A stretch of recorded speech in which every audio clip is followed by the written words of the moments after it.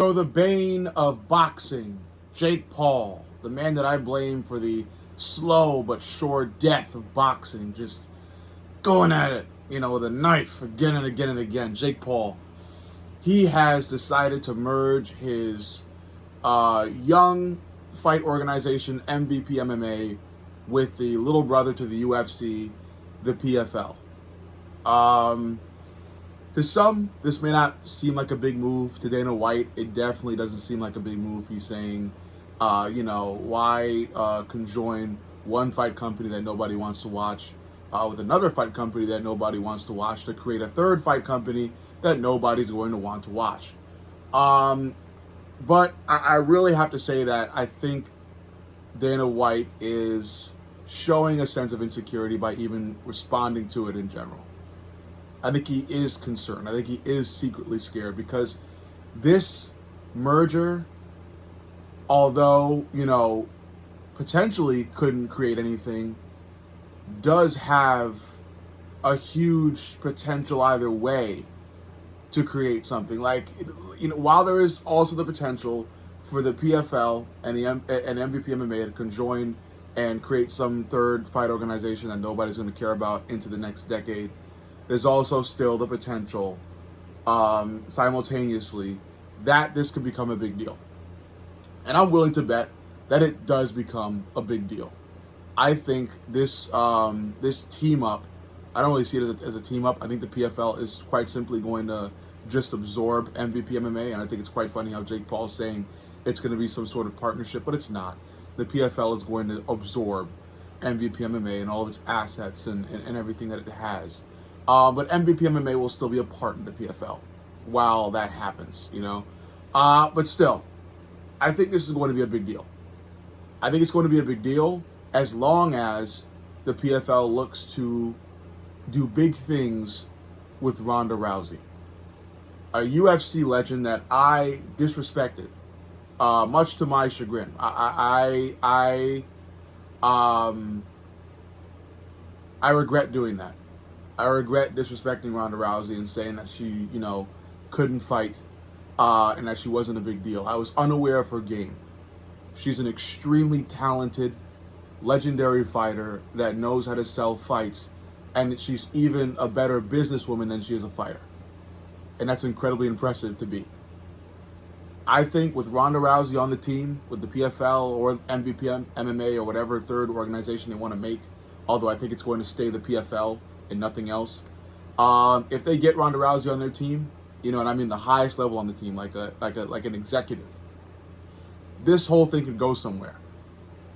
Because Ronda knows about the UFC.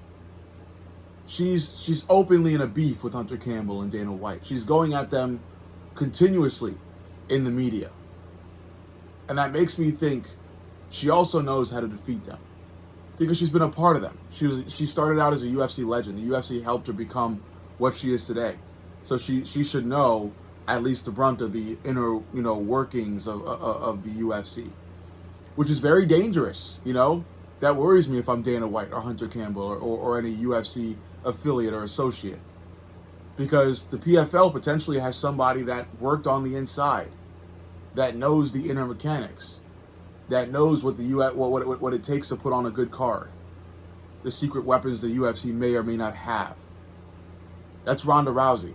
It's not Jake Paul, and it's not the current president of the PFL, who, despite having big plans, without Ronda Rousey, likely will not see any of them come to fruition.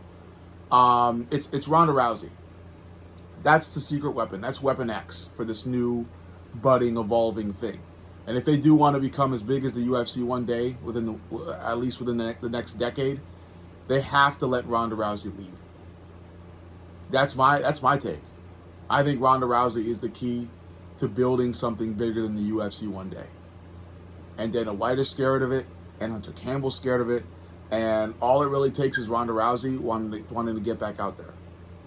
She recently kind of retired because she said she wants to have more children, and she wants to make that her main focus moving forward.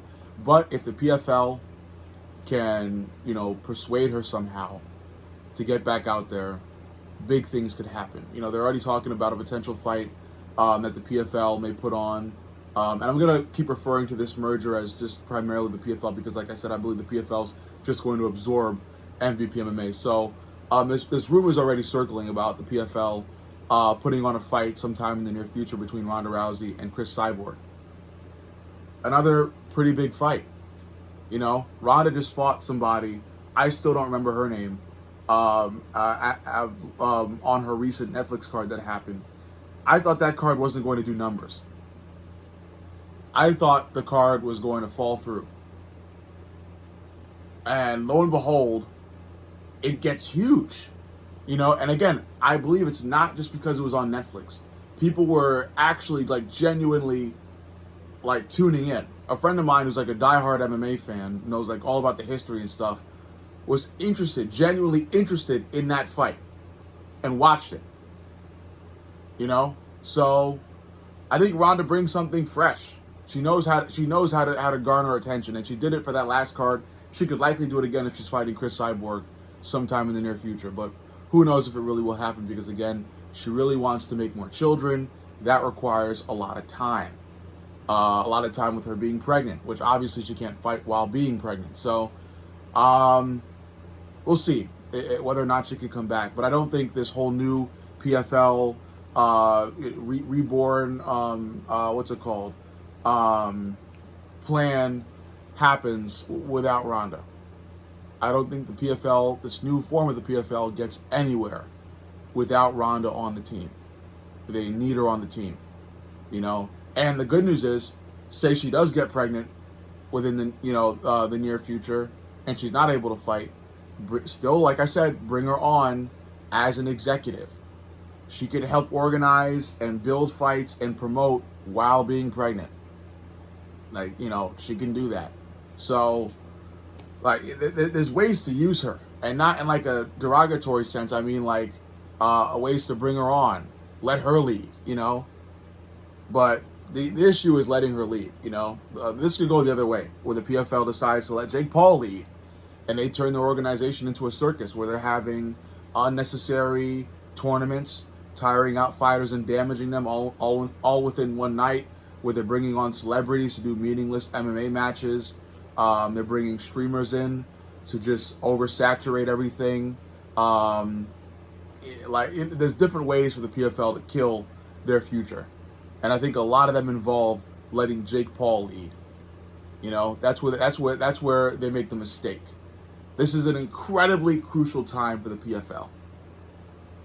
And they could go one of two ways. Maybe there's a third as well. Okay, one of three ways. And we'll lay it out right now. Way number one, the best way, the way to actually secure a solid future and possibly one day become bigger than the UFC within the next decade. You bring Ronda Rousey on in any way possible, as a fighter, in all ways actually. Bring her on as a fighter and bring her on as an executive. That's the way to securing a golden future. Way two, and we'll go best to worst. Way two, don't let Jake Paul or Ronda Rousey lead, and you know, just do what the PFL has been doing for years now, and just let the president, the current PFL president, lead. It's not going to go anywhere. It's going to let the PFL still stay where it's at, putting on boring cards, signing some fighters that actually make waves, but not enough to garner a lot of attention, and continue playing the little brother role to the UFC for decades to come. And here's the worst way, and this is the way that leads to the PFL potentially liquidating and becoming nothing, going bankrupt, letting Jake Paul lead and turning the PFL into some glorified street beefs, where Jake Paul is bringing in celebrities to whine and cry and create drama, where he's bringing in streamers to, like I said, oversaturate content and just, you know, destroy what actual MMA fighting means.